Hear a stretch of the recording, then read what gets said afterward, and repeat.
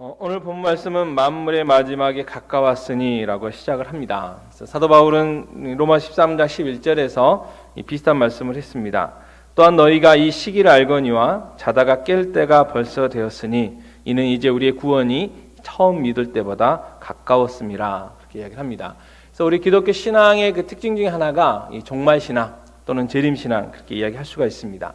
성경은 이 세상에 시작이 있었던 것처럼 이 세상에 마지막이 있다고 분명하게 말씀을 합니다. 그리고 그때가 예수 그리스도께서 재림하실 때다 그렇게 말씀을 하십니다. 그래서 성경은 그 마지막 때를 잘 준비하고 있어야 된다 그렇게 말씀을 하십니다. 주님께서 마태복음 25장에서 이 신랑을 맞으러 나간 그 열처녀의 비유와 이 달란트 비유를 통해서 마지막 때에 우리가 어떠한 자세로 어떠한 모습으로 살아가야 되고 또 마지막을 어떻게 준비해야 되는가에 대해서 자세히 잘 말씀을 해 주셨습니다. 뿐만 아니라 개인적으로도 마지막이 있다고 성경은 말씀하시죠. 우리가 잘 아는 히브리서 9장 27절에 함께 읽겠습니다. 한 번 죽는 것은 사람에게 정해진 것이요 그 후에는 심판이 있으리니. 아멘. 이 땅에 한 번 태어난 인생 언젠가는 죽는다고 말씀을 하십니다. 그리고 죽음으로 끝나는 것이 아니고 그 후에 심판이 있다 그렇게 분명하게 말씀을 하십니다. 그래서 우리는 하나님의 자녀로서 하나님의 자녀된 사람들로서 우리가 어떻게 살아야 하는가 늘 고민을 해 보아야 한다는 것이죠. 어떻게 살아야 후회 없는 삶을 살게 될 것인가, 어떻게 하면 이 땅에서 잘 살다가 후회 없이 주님 앞에 서게 될 것인가, 그런 고민들을 우리는 해봐야 한다는 것이죠. 우리가 이 땅에서 하나님의 자녀로서 어떻게 살아가야 되는지에 대해서 오늘 베드로 사도는 우리에게 권면의 말씀을 잘 해주고 있습니다.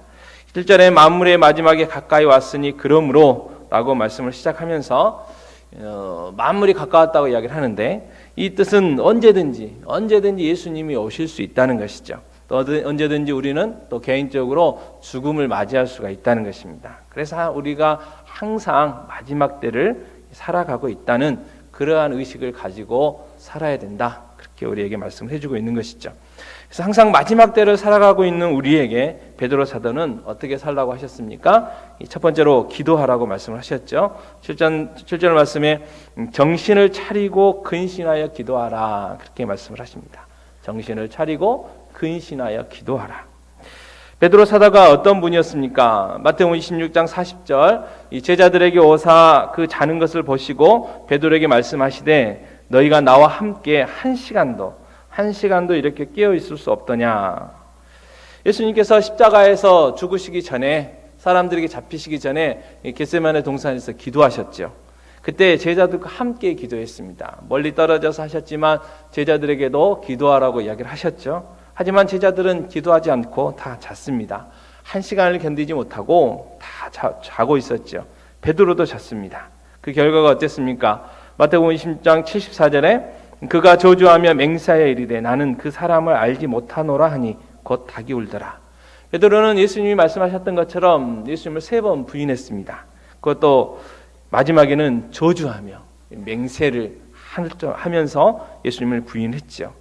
이 사실이 베드로 사도의 마음에 평생 걸렸을 것입니다. 예수님이 다 용서해 주시고 예수님은 기억하지도 않는다고 하는 것들을 믿고 그렇게 살았겠지만, 그래도 상처가 나면 상처가 아물지요. 고통은 사라지지만 그 흔적은 남습니다. 그래서 그 흔적을 볼 때마다 예적의 그 어떤 고통, 과거가 생각나는 것처럼 아마 사도 베드로는 평생 동안 자기가 기도에 실패해가지고 예수님을 부인했던 그 사건들이 분명히 그 마음 가운데 남아 있었겠죠. 그래서 전해져 내려오는 이야기를 들어보면 닭이 새벽에 울 때마다 통곡했다, 그런 이야기도 우리에게 들려지게 되죠.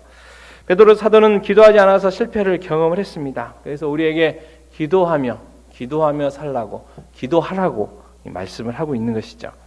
사실 우리가 신앙생활하면서 가장 많이 듣게 된 것 중에 하나가 기도죠. 기도의 능력이라든지 왜 기도해야 되는가, 그 기도해야 되는 이유에 대해서, 또 기도를 어떻게 해야 되는가, 기도 응답을 받으려면 어떻게 해야 되는가, 왜 우리의 기도가 응답되지 않는가, 기도에 대한 많은 것들을 듣게 됩니다. 그리고 기도가 뭐냐라고 물어보면 나름대로 기도에 대한 정의들을 다 이야기하고 있죠. 영혼의 호흡이라든지 하나님과의 대화라든지 여러 가지 기도에 관한 어떤 나름대로의 정의를 다 가지고 있습니다.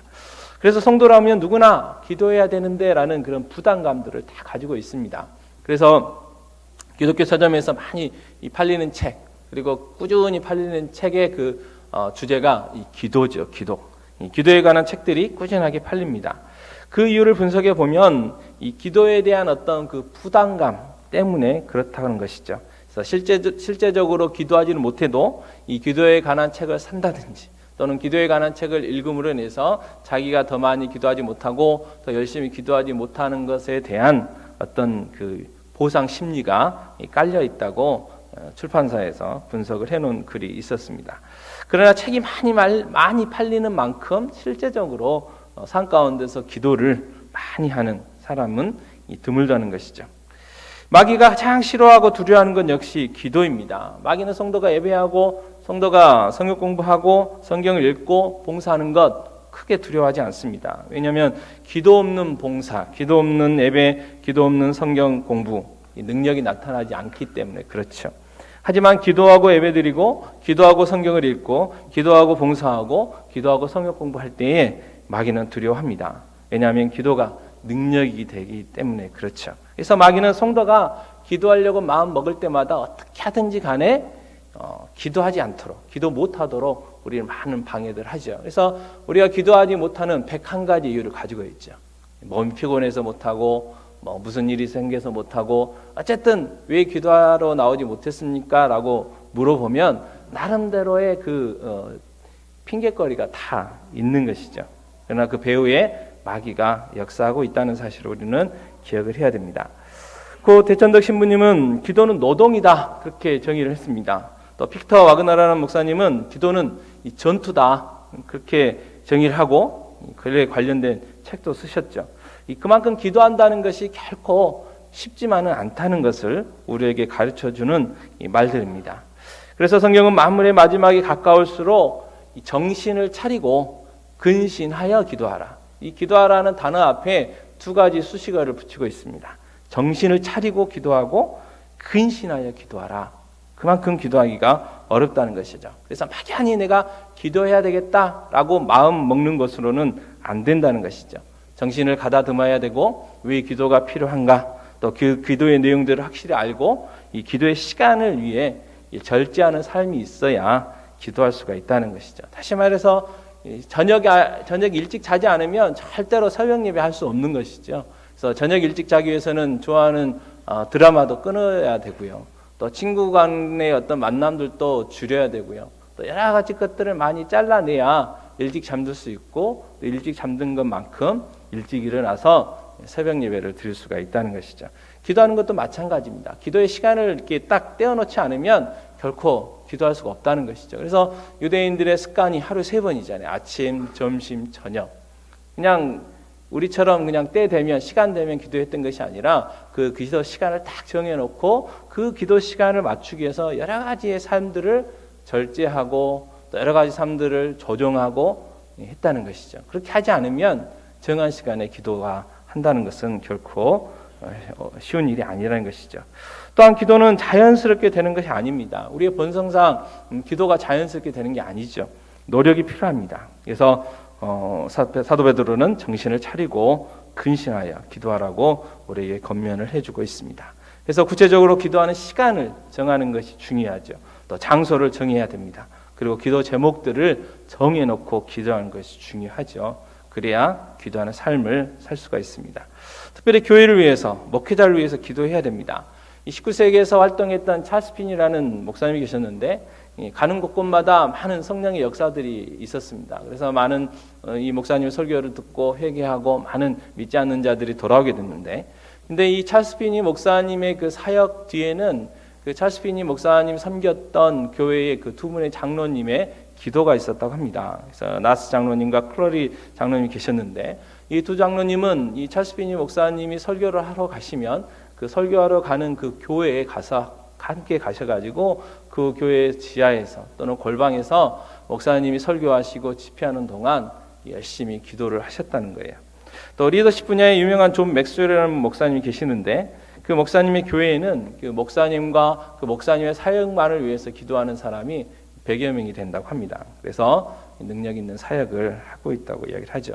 찰스 스펄전 목사님도 마찬가지였죠. 많은 후배 목사님들이 어떻게 능력 있는 사역을 하고 그 능력의 비결, 사역의 비결이 뭐냐라고 했을 때 그 교회를 찾아가면 이 지하실로 데리고 가서 그 지하실 문을 열어줬다는 거죠. 그래서 그 지하실 문에는 목사님과 교회를 위해서 또 목사님의 사역을 위해서 기도하는 많은 기도의 동역자들이 있었다고 합니다. 바라기는 우리 모두가 이 찰스 피니 목사님의 두 분 장로님들처럼 또는 존 맥스웰 목사님의 교회 기도 용사들처럼 또 찰스 스펄전 목사님의 그 성도들처럼 교회와 또 귀한 목사님을 위해서 기도로 동역하는 동역자들이 다 되시기를 바랍니다. 왜 아멘 안 하십니까?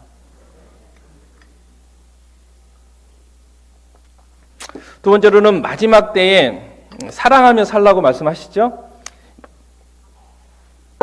마지막 때에 나타나는 현상이 있습니다. 마태복음 24장 12절 말씀인데 함께 읽겠습니다. 불법이 성함으로 많은 사람의 사랑이 식어지리라. 예수님께서는 마지막 때가 되면 사랑이 식어질 것이다. 그렇게 미리 말씀을 하셨습니다. 또 사도 바울도 마찬가지죠.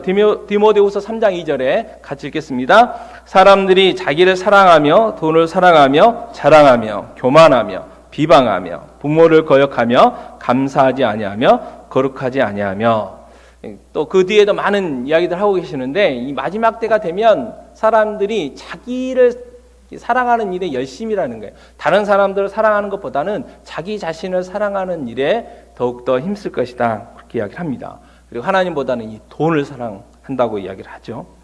성경대로 우리가 살고 있는 이 세상은 점점 더 사랑이 식어져 가고 있죠. 그래서 남의 유익보다는 자기의 유익을 위해서, 자기의 이익을 위해서 살아가는 것이 현재의 모습입니다. 현대의 특징 중에 하나가 가정들이 많이 파괴되고 이혼하는 가정들이 많이 늘어나고 있는데 그 원인 중에 하나가 자기만을 사랑하기 때문에 그렇다는 거예요. 자기를 희생하고 남을 섬기고 배우자를 섬기고 자녀들을 위하여 희생하는 그런 모습보다는 나를 위해서 내가 우선이다라는 어떤 그러한 생각들 때문에 많이 이혼들을 하고 있는 것이죠. 하지만 성경은 마지막 때를 사는 우리가 서로 사랑하며 살라고 말씀을 합니다. 그래서 성도들 중에는 개인적으로 뭐 성경 읽기표도 잘하고 예배도 잘 드리고 기도도 잘 하는데 유독 이렇게 서로 사랑을 주고받는 일에 어려움을 겪는 분들이, 서툰 분들이 가끔 있죠. 그러나 성경은 서로 사랑하라고 말씀을 합니다. 어떻게 사랑하라고 말씀하십니까? 오늘 베드로전서 4장 8절에서는 이렇게 사랑하라고 말씀하시는데 같이 읽겠습니다. 무엇보다도 뜨겁게 서로 사랑할지니. 뜨겁게 서로 사랑하는 게 뭘까요? 뜨겁게. 또 로마서 13장 10절에는 이렇게 말씀하셨습니다. 12장 10절에 같이 읽겠습니다. 형제를 사랑하여 서로 우애하고 존경하기를 서로 먼저 하며. 또 로마서 12장 14절과 15절에 같이 읽겠습니다. 너희를 박해하는 자를 축복하라. 축복하고 저주하지 말라. 즐거워하는 자들과 함께 즐거워하고 우는 자들과 함께 울라. 아멘. 너희를 박해하는 자를 축복하라. 하나님의 말씀입니다. 너희를 박해하는 자, 너희를 괴롭히는 자를 복을 빌어줘라. 이 말씀들을 볼 때 우리가 다른 사람들을 사랑한다는 것은 결코 우리의 힘과 능력으로는 불가능하다는 거죠. 그냥 자연스럽게 될 수 있는 게 아니라는 것을 이 말씀을 통해서 다시 한번 저희들이 확인하게 됩니다. 그럼에도 불구하고 성경은 서로 사랑하라고 말씀을 하고 계시죠. 자, 그렇다면 우리가 어떻게 우리의 본성을 극복하고 하나님의 말씀대로 서로 사랑할 수가 있을까? 고린도전서 12장 31절 같이 읽겠습니다. 너희는 더욱 큰 은사를 사모하라. 내가 또한 가장 좋은 길을 너희에게 보이리라. 더욱 큰 은사, 사랑의 은사죠. 갈라디아서 5장 22절과 23절에 성령의 열매들에 대해서 이렇게 이야기를 합니다. 같이 읽겠습니다.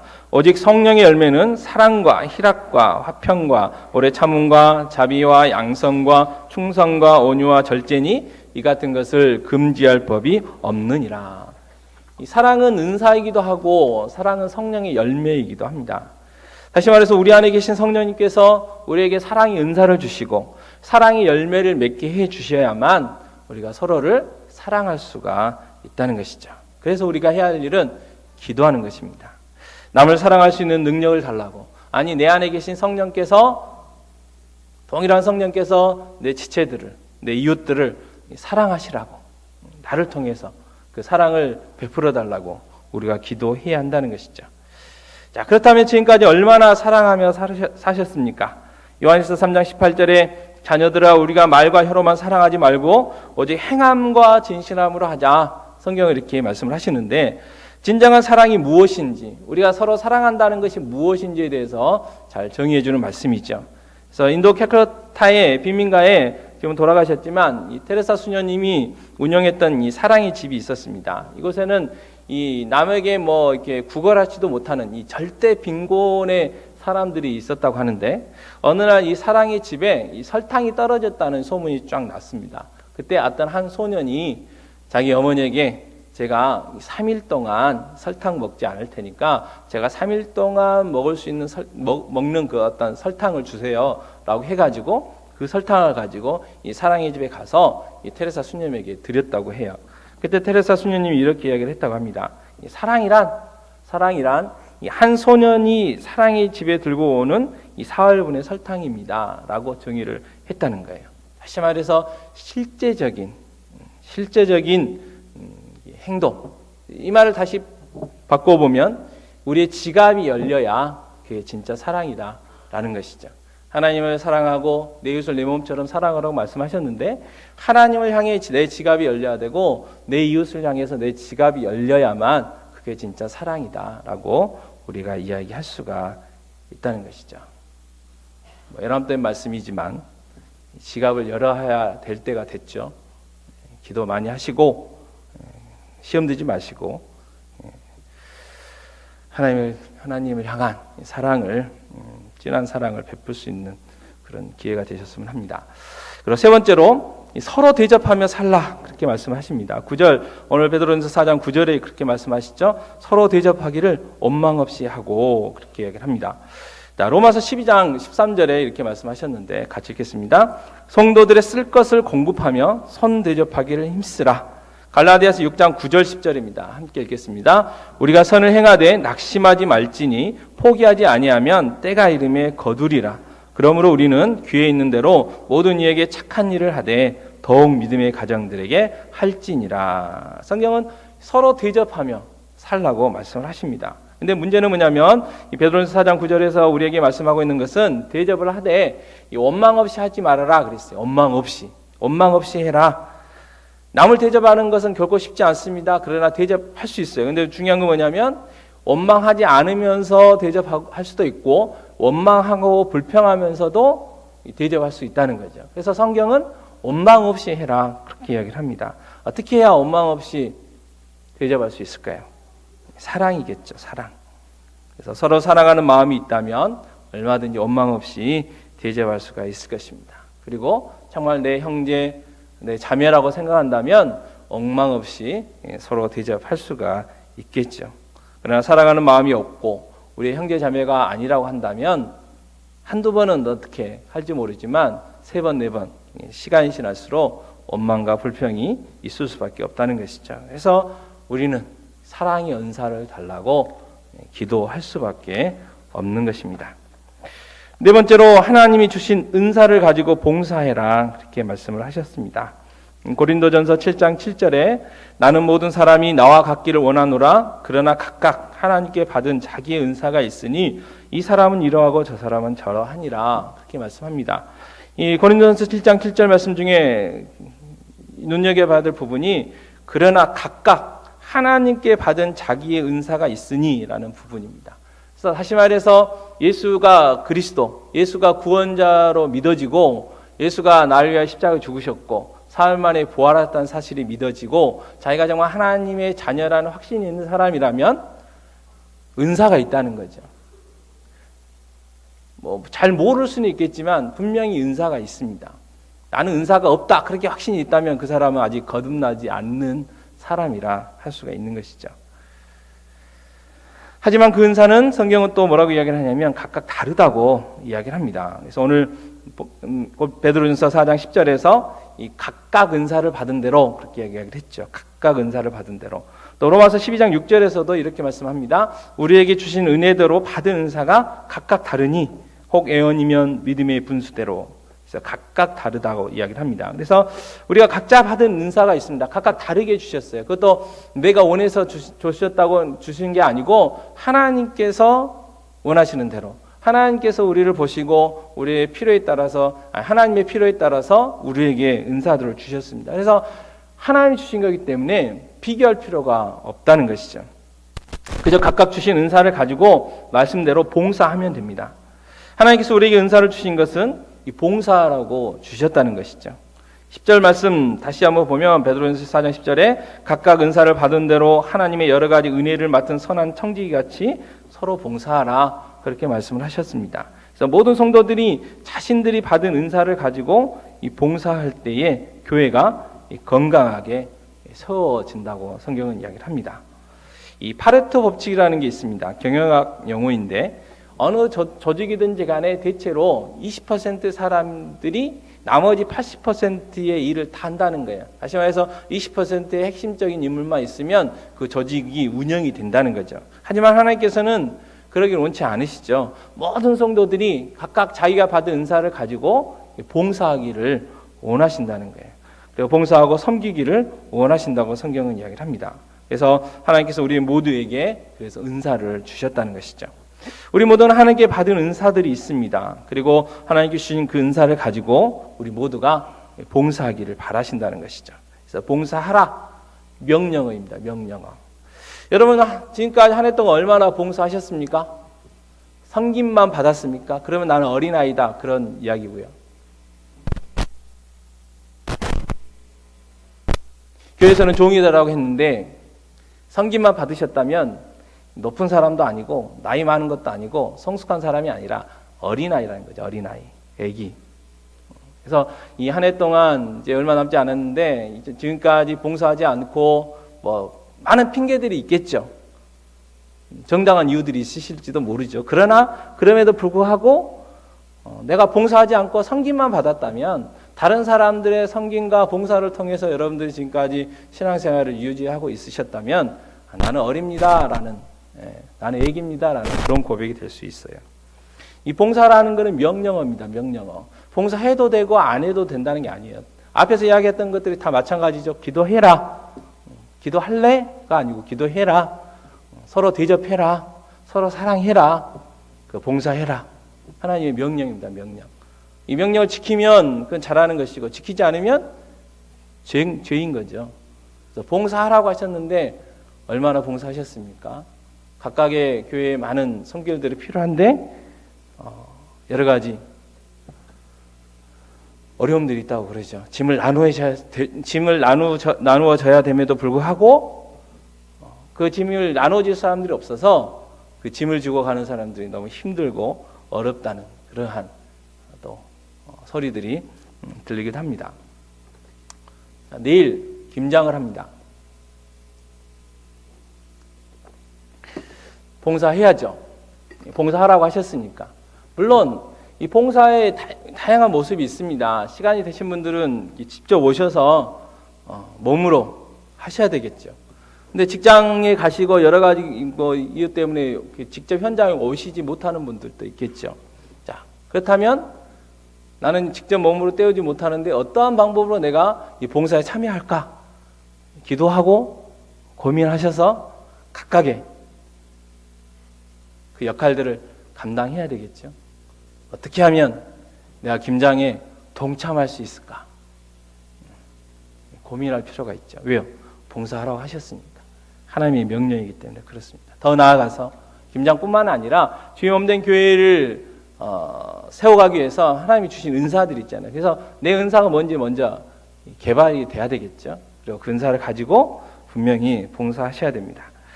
11절에서는 하나님이 지체들에게 주신 다양한 은사들을 사용하는 자세에 대해서 말씀을 해주고 계신데 같이 읽겠습니다.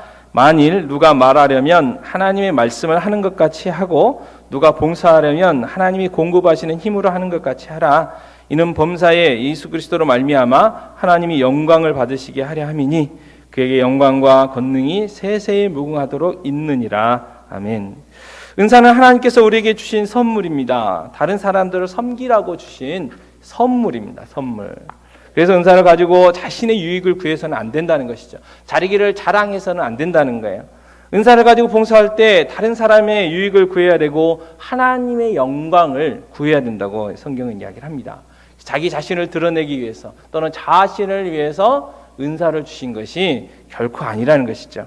하나님께 영광 돌려드리고 다른 성도들의 유익, 다른 성도들을 섬기기 위해서 은사를 주셨다고 성경은 이야기를 합니다. 그래서 우리 모두가 각자가 받은 은사를 가지고 봉사할 때 교회는 건강한 교회가 되고 하나님께서 맡겨진 사명을 잘 감당할 수가 있는 것이죠. 파레토 법칙처럼 일부의 사람만이 봉사하고 일부의 사람만이 섬기는 것이 아닙니다. 성도라면 자신이 받은 은사를 가지고 교회를 섬겨야 한다는 것이죠. 그래서 아직도 은사를 가지고 봉사하지 않는 분들이 있다면 회개해야 되겠죠. 그래서 우리 모두가 받은 은사를 가지고 봉사할 때 주임된 교회는 더욱더 부흥할 것이고 또 하나님을 기쁘시게 하는 교회로 아름다게 서가게 될 것입니다. 요한일서 2장 18절 말씀이 있습니다. 같이 읽겠습니다. 아이들아, 지금은 마지막 때라. 적그리스도가 오리라는 말을 너희가 들은 것과 같이 지금도 많은 적그리스도가 일어났으니 그러므로 우리가 마지막 때인 줄 아노라. 아멘. 성경은 우리가 살아가고 있는 시대를 마지막 때라고 말씀을 합니다. 자, 비록 이 베드로전서와 신약 성경들이 기록된 후로 넉넉 잡아서 2000년 예수님 탄생까지 포함해서 소급해서 2000년이라 한다면 그때도 마지막이고 지금도 마지막이고 마지막이죠. 왜요? 예수님은 언제 오실지 모르잖아요. 예수님은 시간과 공간의 지배를 받지 않는 창조주십니다. 하나님이 우리를 창조하셨고 하나님이 이 세상을 창조하셨을 때 우리가 지배받고 있는 시간과 공간도 창조하셨어요. 그래서 하나님의 시간과 우리의 시간은 다르다고 이야기를 합니다. 하루가 천년 같고 천년이 하루 같아요. 그래서 우리는 2000년이지만 하나님 편에서는 아직 하루도 안 지난 거죠. 그래서 하나님이 언제 오실지 모르고 또 개인적으로 우리가 언제 죽을지도 모르기 때문에 우리는 항상 이 마지막 때를 살아가고 있다는 사실을 우리는 반드시 기억을 해야 됩니다. 그래서 앞에 서두에서 이야기한 것처럼 이 마지막 때를 살아가고 있는 우리가 어떻게 살아야 될까? 그 고민을 좀 하면서 우리가 살아갈 필요가 있다는 것이죠. 오늘 말씀을 통해서 사도 베드로가 어떻게 이야기를 했습니까? 기도하라. 또 서로 사랑하라. 서로 대접하라. 서로 봉사하라. 이렇게 말씀을 하셨죠. 자, 그렇다고 우리는 말씀대로 살고 있습니까? 기도하며 살고 있습니까? 아니면 서로 사랑하며 살고 있습니까? 서로 대접하며 살아가고 있습니까? 서로 봉사하고 있습니까? 자, 이 말씀에 우리는 어떻게 지금 반응하고 있습니까? 자, 이 말씀대로 살지 못한다면 또 못하고 있다면 어떻게 해야 될까요? 해결점이 뭘까요? 기도죠, 기도. 기도가 출발점이고 기도하는 삶이 우리의 삶에 있어서 우선순위가 돼야 됩니다. 기도할 때 우리의 힘과 능력으로는 절대로 되는 게 아니기 때문에 우리가 구원도 하나님의 능력으로 하나님의 은혜로 받은 것처럼 우리가 하나님의 자녀로 살아가는 건 역시 우리의 힘으로 되지 않습니다. 만약에 우리의 힘으로 된다면 성령님께서 이 땅에 오시지 않으셨겠죠. 성령님께서 이 땅에 오신 이유는 우리의 본성상 우리는 철저한 죄인이기 때문에 용서받은 죄인이기 때문에 여전히 우리는 구원받은 이후에도 용서받은 죄인이기 때문에 그 본성은 변하지 않았다는 거죠. 우리의 힘과 능력으로는 하나님의 말씀에 순종할 수 없기 때문에 성령께서 우리 안에 오셔서 정말로 성령님께 순종할 때에 하나님 기뻐하시는 삶을 살아갈 수 있도록 우리를 다듬어 가시는 거죠. 그래서 우리는 기도해야 된다는 거예요. 기도하지 않고서는 그 어느 것도 행할 수가 없다는 것이죠. 그래서 기도가 출발점이 돼야 되고 기도하는 삶이 우리의 삶 가운데서 있어야 된다는 것이죠. 기도할 때에 마지막에 가까운 시대, 이 종말을 살아가는 이 마지막 때를 살아가는 이 시대에 하나님의 자녀답게 우리가 살아갈 수가 있다는 것이죠. 그렇다면 점검하고 정해야 될 게 뭐겠습니까? 기도의 시간이죠. 언제 기도할 것인지. 기도의 시간을 정해야 됩니다. 앞에서 정신 차리고 근신하며 기도하라고 말씀하셨잖아요. 기도해야 되겠다 그렇게 막연히 생각해가지고 기도할 수 있는 게 아닙니다. 왜요? 우리는 피곤합니다. 육체가 있기 때문에. 여러분 수많은 상황들이 있습니다. 여러 가지 것들이 어떻게 하든지 간에 우리로 하여금 기도하지 못하게 하는 것들이 많기 때문에 마귀도 있고 그래서 시간을 정해놔야 돼요. 그리고 기도의 장소를 정해야죠. 어디서 기도할 건지, 교회에서 할 건지, 집에서 할 건지, 아니면 회사에 가서 할 건지, 학교에 가서 할 것인지, 아니면 출근하는 차 속에서 할 것인지 이 기도하는 장소를 정해야 기도하게 되는 것입니다. 그리고 막연히 앉아서 전 세계를 위해서 기도한다는 거, 그건 안 되는 것이죠. 기도 제목을 정해야 된다. 구체적으로 오늘은 자녀들을 위해서, 오늘은 구역 식구들을 위해서, 내일은 한우들을 위해서, 올해는 선교사님들을 위해서, 이렇게 기도 제목들을 정해놔야 기도할 수가 있게 되는 것이죠. 그래서 기도하는 분들의 조언은 기도 노트를 써라, 그렇게 이야기하시는 거죠. 그래서 구체적으로 기도 노트 제목을 펜으로 기록하면서 기도할 때에 구체적으로 진짜로 기도할 수 있다고 말씀을 하고 있습니다. 기도하며 살라고 말씀하셨고, 서로 사랑하며 살라고 말씀하셨고, 서로 대접하며 살라고 말씀하셨고, 서로 봉사하며 살라고 말씀을 하셨는데요. 이러한 삶을 살기 위해서는 우리의 힘과 능력으로는 되지 않는 것이죠. 우리의 연약함을 우리는 인정해야 됩니다. 그리고 성령의 능력으로만, 성령님의 도우심으로만 가능하다는 사실을 기억하고 우리는 기도해야 되죠. 그래서 기도의 시간 정하시고요, 기도의 장소 정하시고, 기도 제목 정하셔서 기도의 삶으로 인해서 마지막 때를 살아가고 있는 우리가 하나님의 자녀답게 또 하나님을 기쁘시게 하는 삶을 살아갈 수 있는 저와 여러분들의 삶이 되었으면 합니다. 이 시간 함께 기도하겠습니다. 오늘 말씀은 기도해라, 사랑해라, 대접해라, 또 봉사해라, 줄이면 기도해라, 사랑해라, 봉사하랍니다. 이러한 삶을 살 수 있게 해달라고 저도 기도했으면 좋겠는데, 특별히 우리의 삶 가운데 기도의 삶이 있기를, 그래서 기도의 이 시간 하나님께 기도 언제 드릴지, 어디에서 드릴지 약속하는 그런 기도를 했으면 좋겠습니다. 그리고 이제 내일부터 김장이 시작이 됩니다. 그래서 많은 분들이 오셔야 하시는 분들이 덜 힘들죠.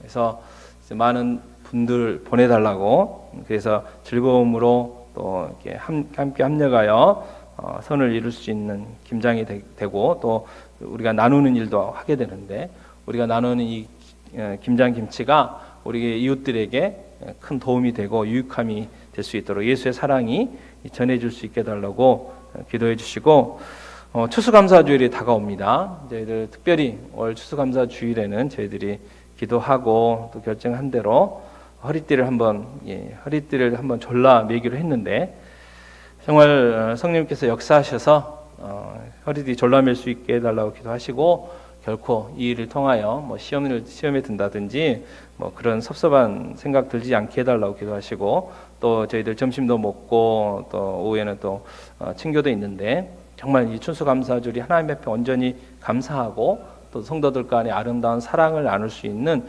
축제가 되게 해달라고 기도해 주셨으면 좋겠습니다. 그리고 한우들을 위해서 한 번 더 저희들 기도하고요. 그리고 출타하신 목사님과 목사님 사역을 위해서 한번 다 같이 기도하고, 그리고 이제 또 내일 아주 큰 일이 있죠. 수능이 있습니다. 수능.